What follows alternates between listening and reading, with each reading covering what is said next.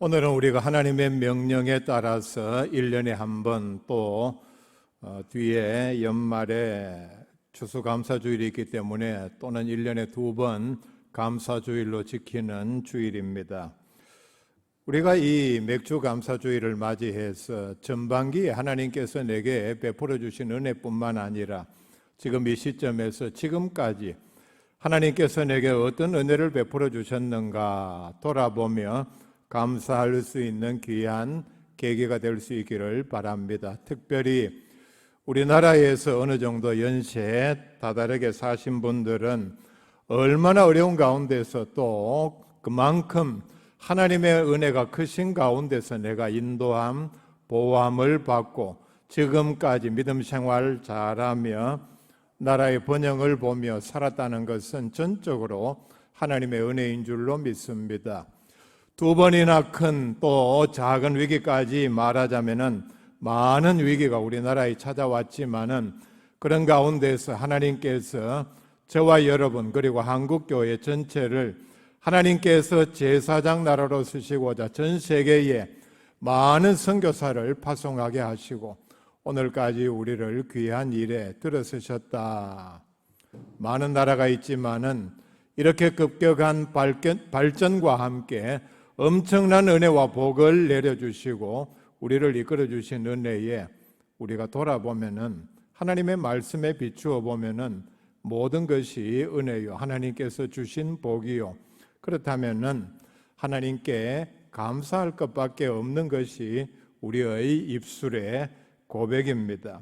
그래서 성경에 나오는 많은 감사의 모범 가운데 특별히 우리에게 주시는 바울의 감사의 예를 통해서 우리가 장차 하나님께 드릴 감사를 하나님 앞에서 잘 실행하고 그로 말미암아서 더 큰 은혜와 복을 받는 귀한 계기가 될 수 있기를 바랍니다. 읽어드린 이 말씀은 인류 역사상 가장 위대한 신학자요 목회자요 선교사인 바울의 감사의 내용입니다. 한마디로 정리를 하면은 예수님께서 내게 아무런 자격이 없음에도 사도의 직분을 주신 것을 내가 매우 감사를 드립니다. 나는 나의 모든 삶을 돌아볼 때에 오직 이것 하나 하나님께 감사할 것밖에 없습니다. 하나님께서 나를 사도로 불러주셨다. 바울은 이 복을 사람이 누릴 수 있는 가장 큰 영광으로 그리고 특권으로 생각하고 하나님께 감사를 드리고 있습니다. 우리가 살아가면서 이 땅에서 육신적으로 대통령이라든지 재벌의 신임만 받아도 그래서 어떤 중요한 일을 맡으면은 그것 자체가 엄청난 출세입니다. 그로 인해서 엄청난 영광과 특권을 누립니다. 그런데 이와는 비교도 되지 않는 하나님으로부터 신임을 얻고 하나님께서 이 말은 나는 너를 믿는다. 나는 너를 믿기 때문에 이런 귀한 직분을 지금 다른 사람도 아닌 자 네가 현실적으로 한번 봐라. 세상에 너 말고도 똑똑한 사람, 잘난 사람이 얼마나 많으냐. 그런데 내가 너를 콕 찍어서 너희에게 이 귀한 직분을 천사도 흠모하는 직분이라 그랬습니다. 이것을 너희에게 맡긴다. 그 영광과 특권은 말로 다 표현할 수가 없습니다. 요한계시록 2장 10절에 네가 죽도록 충성하라. 그리하면 내가 생명의 관을 네게 주리라. 왕관을 가리킵니다. 하나님께서 직분을 주시면서 직분을 받은 사람에게 자, 네가 이제 직분을 받았으니까 네가 죽도록 충성하라. 자, 여러분, 우리가 그리스도인으로서 하나님으로부터 직분을 받았다는 게 무슨 뜻입니까? 하나님으로부터 복을 받을 그릇을 받았다는 뜻입니다. 엄청난 복을 받을 수 있는 발판을 마련했다는 뜻입니다. 직분은 그냥 우리가 단순히 생각하면은 교회에서 투표라는 어떤 외적인 형식을 통해서 또는 목사가 임명하는 과정을 통해서 일할 사람 뽑아서 일시키자고 세운 자리가 절대로 아닙니다. 그렇게 생각하면은 아직 믿음이 어린 사람입니다. 내가 하나님으로부터 직분을 받았다는 것은 첫째는 하나님께서 나를 엄청 신뢰하신다는 뜻입니다. 그 많은 사람 가운데서. 그리고 이것으로 말미암아 장차 우리가 하나님 앞에 섰을 때에 엄청난 상급을 받을 수 있는 발판, 그릇을 준비했다는 뜻입니다. 지금은 바울이 노년기에 접어들었습니다. 자신의 삶을 돌아보며 하나님께 감사를 드리고 있습니다. 12절 말씀에 보면 가장 감사한 것은 예수님께서 자신을 충성스러운 사람으로 여겨서 예수님께서 나를 충성스러운 사람으로 보기 때문에 또는 믿기 때문에 사도의 직분을 맡은 것이다, 맡겨주셨다 고백을 합니다. 그런데 바울이 정말 감사하는 이유는 직분을 받을 자격이 전혀 없음에도 하나님께서 사도의 직분을 맡겨주셨기 때문입니다. 자격이 없음을 13절 앞부분에서 이렇게 표현을 합니다. 과거에 내가 비방자요, 박해자요, 폭행자였으나 예수님께서 부르시기 전에, 찾아오시기 전에 나는 비방자요, 예수 그리스도의 복음을 비방하고 예수 그리스도의 복음을 전하는 사람을 박해하고 이런 사람들에게 엄청난 폭행을 가하는 사람이었다. 그렇기 때문에 15절 말씀 뒷부분에 보면은 나는 죄인 중에 내가 괴수다. 자기의 자격 없음을 여기서 분명히 말씀을 하고 있습니다. 바울이 감사한다, 사도가 된 것을, 예수님께서 사도로 임명한 것을 감사한다고 할 때 그러면은 우리가 이렇게 생각할 수 있습니다. 바울이 사도가 되고 출세했느냐, 성공했느냐? 그게 아니죠. 바울이 사도가 되고 부귀영화를 누린 것은 전혀 없습니다. 정반대였습니다. 바울은 사도가 되었기 때문에 말로 다 표현할 수 없는 고난과 위험을 감당했고 엄청난 협박에 시달렸고 누명을 뒤집어 쓰고 엄청난 모욕을 당했습니다. 바울이 사도의 일을 했기 때문에 나중에 배신까지 당했습니다. 다시 말해서 바울이 사도의 일을 하지 않았더라면 이런 배신을 당하지 아니했을 것입니다. 사도행전에 보면은 사도가 되어서 엄청난 고난, 박해를 당했습니다. 누명을 뒤집어 쓰고 감옥에 들어갔고 수많은 폭행을 당했고 바다에서 광풍을 만나 죽을 뻔한 고통을 당했습니다. 사도행전 27장에 보면은 광풍을 만나서 먹지 못하고 14일을 이제는 내가 여기서 죽는구나 하는 위기 가운데서 지냈습니다. 사도행전 14장 19절 말씀에 루스드라라는 곳에서 유대인들이 안디옥과 이고니온에서 와서 우리를 충동하니 그들이 돌로 바울을 쳐서 죽은 줄로 알고 시외로 끌어내치니라. 아마 많은 사람들이 볼 때에 돌로 쳤기 때문에 다 보기에 죽은 줄로 안 상태까지 떨어졌습니다. 실제로 죽었다는 얘기죠.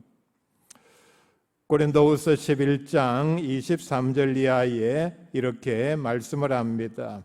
그들이 그리스도의 일꾼이냐 정신없는 말을 하거니와 나는 더욱 그라도다. 내가 수고를 넘치도록 하고 옥에 갇히기도 더 많이 하고 매도 수없이 맞고 여러 번 죽을 뻔하였으니 사도의 직분을 감당하는 가운데 그가 당한 고통을 이렇게 설명을 합니다. 24절에 유대인들에게 40에서 하나 감한 매를 5번 맞았으며 39대씩 5번 맞았다는 뜻입니다.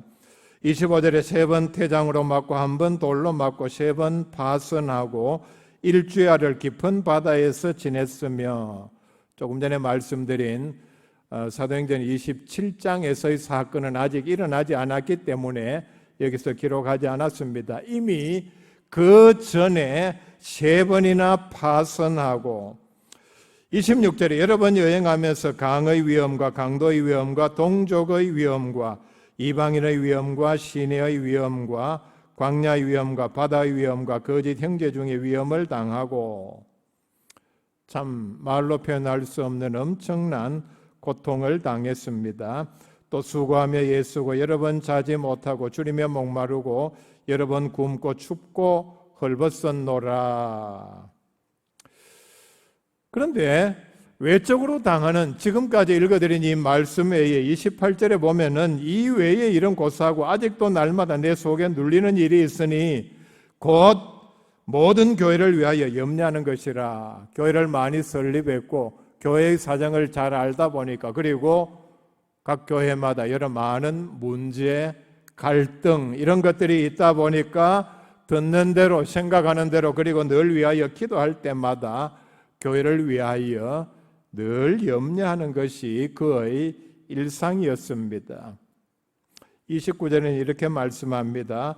누가 약하면 내가 약하지 아니하며 누가 실족하게 되면 내가 애타지 아니하더냐.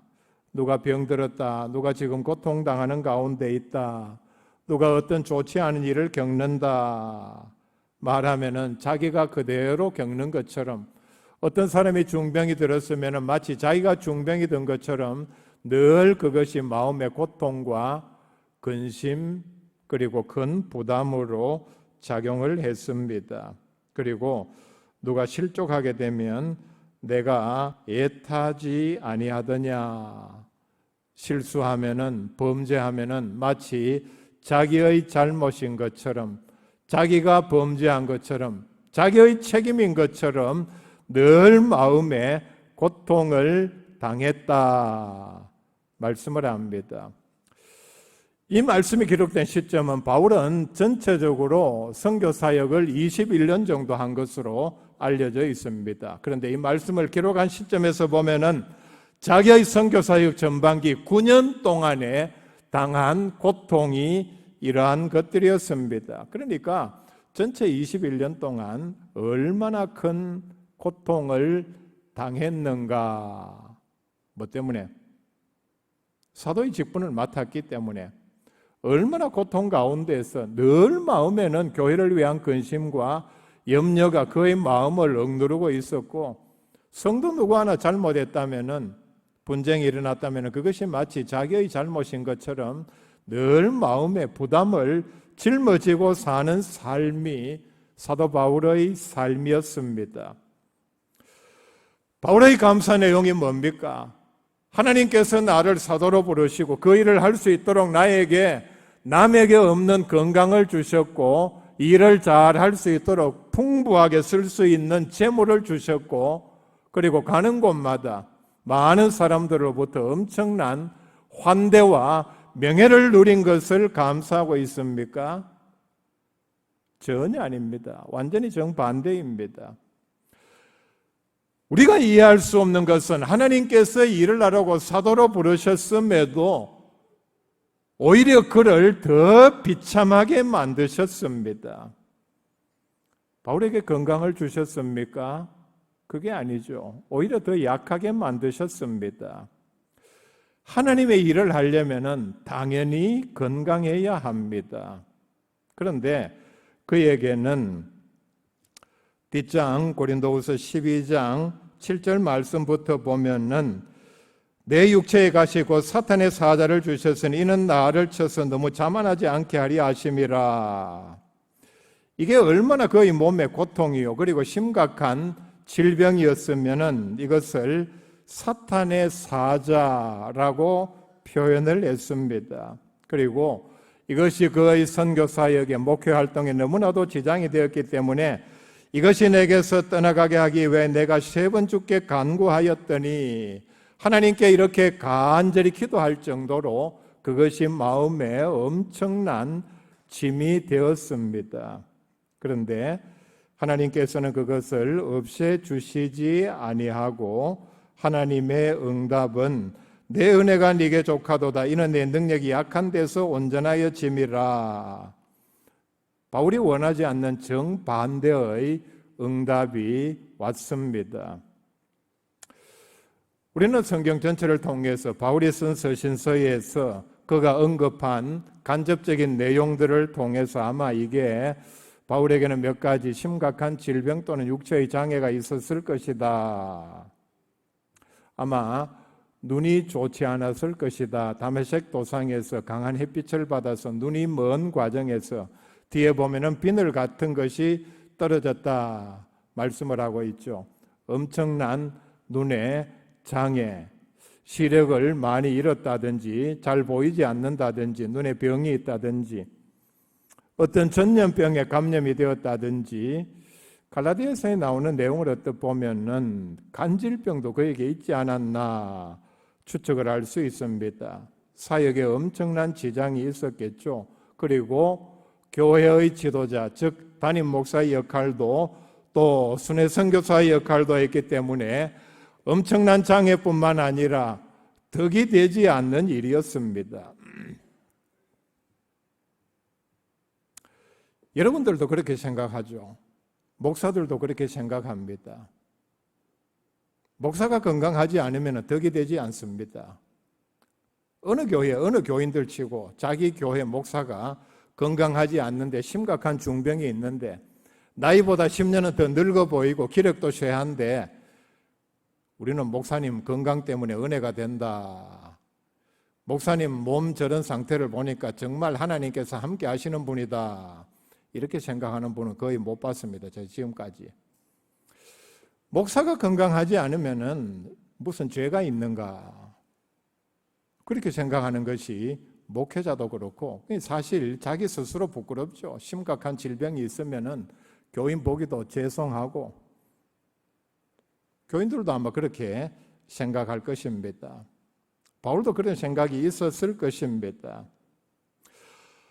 이런 과정에서 얼마나 힘들고 괴로웠겠습니까? 병자를 위하여 기도할 때에 우리 교회 같으면 예배 마치자마자 앞에 나와서 기도하는데 교인들 나가면서 아마 바울이 듣는 데서 그런 말들 했을 것입니다. 아니 자기 병도 고치지 못하는 주제에 남 안수해가 병 고친다고. 여러분들 같으면 그런 얘기 하지 않겠습니까? 교회 안에서도 보면 바울을 반대하고 공공연히 배척하려는 그런 사람들이 얼마나 많았습니까? 몸에 심각한 장애가 있고 외모가 볼품없고 간질병 같은 그런 발작이 왔을 때에 저런 사람이 무슨 사도냐? 여러분 사도가 무슨 뜻인지 아십니까?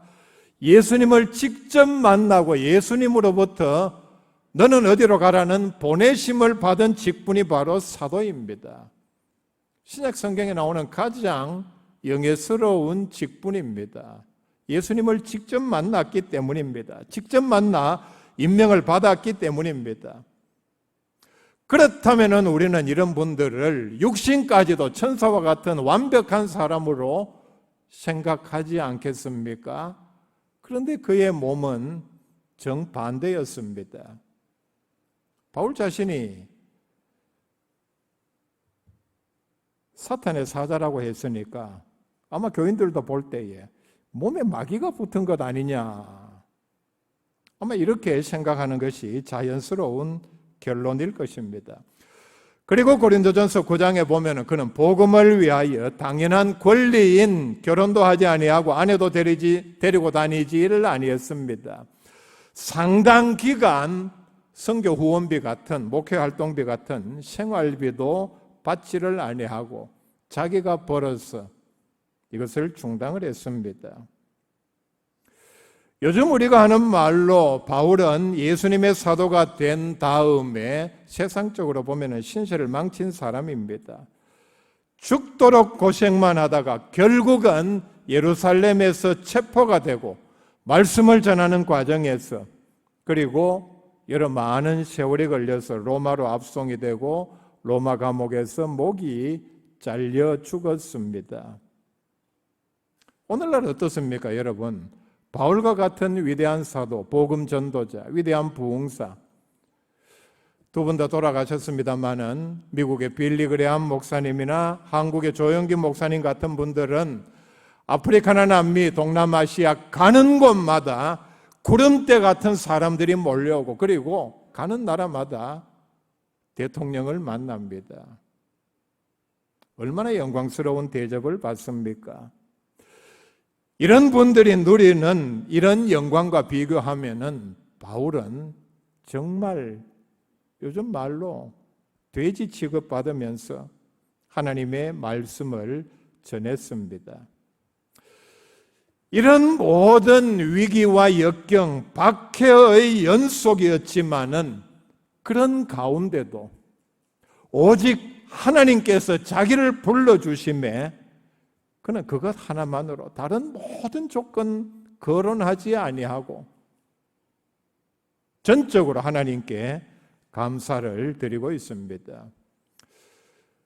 하나님께서 그에게 사도의 직분을 맡겨주신 것에 대해서 그가 어떻게 생각하고 감사하느냐.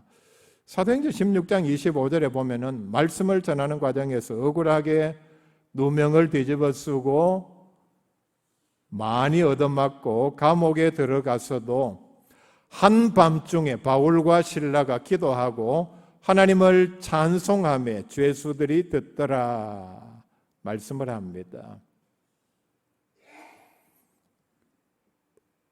복음을 전하다가 그것 때문에 얻어맞고 감옥에 들어갔는데 그 상황에서 여러분 보통으로 때렸겠습니까? 뼈가 안 부러졌으면 다행입니다. 살이 많이 터졌을 것입니다. 최소한 2끼는 굶었을 것입니다. 언제 석방된다는 보장도 없습니다. 그런 가운데 한밤중에 감옥에서 찬송을 올렸습니다. 로마로 압송되는 가운데서 광풍을 만나서 14일을 먹지 못하고 죽을 고통을 당하는 가운데도 사도행전 27장 35절에 이제는 바울이 배의 모든 상황들을 지휘를 합니다. 떡을 가져다가 모든 사람 앞에서 축사하고, 성경에 나오는 축사라는 말은 하나님께 감사를 드렸다는 뜻입니다. 그리고 떼어 먹기를 시작하고, 에베소서 1장 16절에 내가 기도할 때에 기억하며 너희로 말미암아 감사하기를 그치지 아니하고, 어떻게 보면은 편지를 쓰면서 뭐 할 수 있는 말이 아닌가. 에베소 교회에 썼기 때문에. 그리고 바울은 에베소 교회를 특별히 사랑해서 제일 오랫동안 머물면서 양육을 하고 그들을 지도를 했습니다. 그러면은 오래간만에 또 바울이 멀리 가서 편지를 쓰면서 이렇게 말씀을 할 수 있겠죠. 그런데 놀라운 사실은 이 편지를 쓴 장소가 바로 감옥 안이었습니다. 감옥에서 에베소 교회에 편지를 쓰면서 내가 너희들 때문에 감사한다. 빌립보서 1장 3절에 내가 너희를 생각할 때마다 나의 하나님께 감사하며, 역시 감옥 안입니다. 감옥 안에서 빌립보 교인들을 생각할 때마다 참 너희들은 나의 면류관이요, 그리고 내가 하는 선교사에게 너희들이 끝까지 참여하고 나를 후원해 주었다. 뒤에 그런 내용들이 나옵니다. 그래서 내가 너희를 생각할 때마다 나의 하나님께 감사하며, 감옥에서 이 말씀을 했습니다. 골로새서 1장 3절입니다. 우리가 너희를 위하여 기도할 때마다 하나님 곧 우리 주 예수 그리스도의 아버지께 감사하노라. 또 감옥 안에서 이 말씀을 하고 있습니다. 디모데후서 1장 3절에 내가 밤낮 간구하는 가운데 쉬지 않고 너를 생각하여 청결한 양심으로 조상적부터 섬겨오는 하나님께 감사하고, 이 자리도 감옥입니다. 빌레몬서 4절에 내가 항상 내 하나님께 감사하고 기도할 때에 너를 말함은, 자, 마지막입니다. 역시 감옥입니다. 감옥에서 빌레몬에게 너를 위하여 또 생각할 때마다, 기도할 때마다 늘 감사를 한다.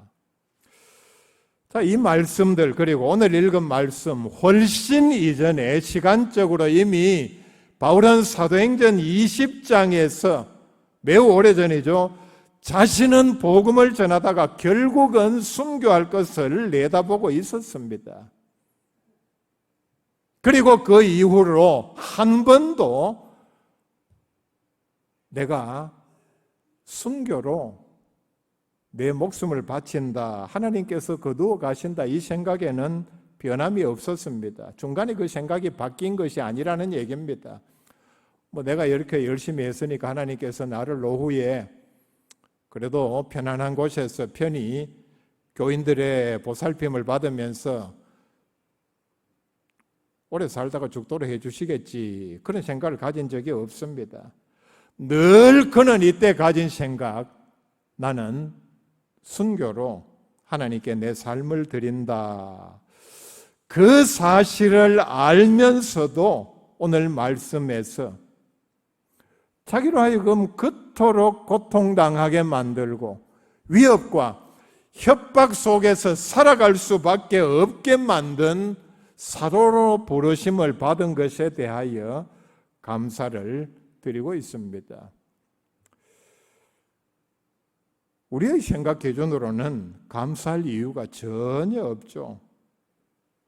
왜냐하면 바울은 그리스도의 사도가 된 이후로 그것 때문에 모든 것을 다 잃고 다 빼앗긴 사람이었기 때문입니다. 그가 잃고 빼앗긴 것이 뭡니까? 건강, 명예, 재물, 자유, 생명.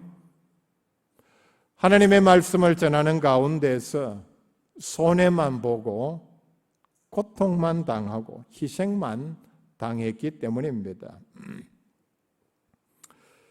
그러나 이런 가운데서도 단 하나, 예수님께서 자신을 충성되이 여겨 사도의 직분을 맡겨주심에 최고의 감사를 드리고 있습니다.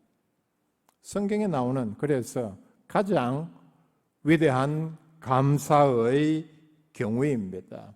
우리가 이런 면에서 보면 바울은 가장 위대한 그리스도인이요 가장 위대한 사도입니다. 초도에 제가 우리의 삶을 돌아보며 전체 감사할 수 있기를 바랍니다 말씀을 드렸습니다. 아마 그때 여러분 이런 생각하신 분이 계십니까? 지금까지 생각해봐도 내가 아무리 생각해도 감사할 것이 별로 없다. 내가 돈이 있나? 세상 어떤 사람들처럼 권력이나 명예가 있나? 아니면은 내가 남들보다 건강하기는 하나? 지금까지 내가 남들보다 형통하게 산 것도 아니고 자식이 남달리 크게 성공한 것도 아니고 이런 모든 생각들을 하면서 내가 특별히 그러기 때문에 감사할 것이 없다. 여러분, 바울은 그런 기준으로 하나님께 감사의 조건을 말하지를 아니했습니다. 바울의 감사 이유가 뭡니까? 단 하나입니다. 그런데 따지고 보면은 인간적으로 우리의 이성으로는 절대로 감사할 수 없는 조건입니다. 세상 수많은 잘난 사람들 가운데서 나를 충성스러운 사람으로 믿을 수 있는 사람으로 알고 그렇게 받아들이고 하나님께서 내게 직분을 맡겨주셨다. 오직 이것 하나만 가지고 그것 때문에 어떤 고통을 당했든 어떤 손해를 받든 그것은 전혀 고려하지 아니하고 감사를 드리고 있습니다. 바울의 감사의 조건이 이와 같다면 우리는 우리의 삶 가운데서 심각하게 생각하고 적용해야 할 부분이 있습니다. 하나님께서 나를 충성하라고 직분을 주시고 나를 부르셨음에도 세상적으로 잘나서 세상 사람들이 볼 때에 나를 인정해서 나를 부르고 중요한 자리에 임명을 하고 그래서 그런 가정 가운데서 가진 것이 많아서 또는 나중에 많은 것을 얻어서 세상 쾌락 즐기느라 충성하지 못한 것이 얼마나 큰 죄요? 나중에 심판대 앞에서 얼마나 큰 화를 초래할 가능성이 있다는 사실을 우리가 분명히 기억해야 합니다. 이게 바로 잠깐의 눈앞의 이익에 멀어서 영원한 상급을 놓치는 가장 큰 어리석음입니다. 하나님께서 나를 불러주시고 충성되이 여기셔서 직분을 맡겨주신 것이 우리가 이 땅에서 누릴 수 있는 가장 큰 복이라는 사실을 믿고 감사하며 또 쓰임받는 충성을 다하는 주의 귀한 성도들, 직분자들 다 될 수 있기를 바랍니다.